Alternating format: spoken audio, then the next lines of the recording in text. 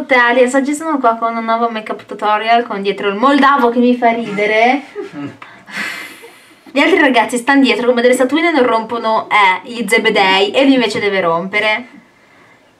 Non ti sopporto quando fai così, complichi la situazione, non mandarmi baci, non funziona. Oggi siamo qua con un make up tutorial che da un casino che non ne faccio. Un look molto drammatico, non tanto per gli occhi ma per le labbra. Comunque ci sono due tipi di labbra, uno stra nude e uno più forte come questo.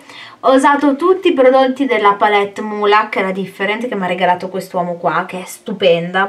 A parte l'eyeliner è tutto stupendo.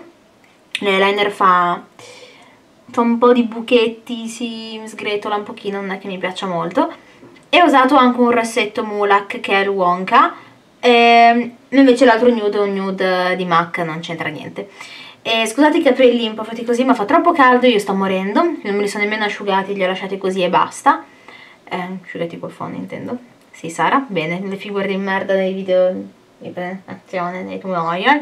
E niente, io spero tanto che vi piaccia, è un trucco che faccio molto spesso, anche per uscire durante il giorno, magari la riga d'eyeliner, vedete che questa qua è molto drammatica come piacciono tanto a me, però non la faccio così tanto grossa la riga d'eyeliner. Niente, questo qua è un video tutorial muto però, perché adesso che c'è mio padre in sala sempre non riesco a fare i voice over, la sincerità è quello il problema, però proverò a fare i voice over nei prossimi make up tutorial. E niente, vi mando un grosso bacione, spero che vi piaccia. Exo aliens, ciao, saluta. Ciao. Ciao.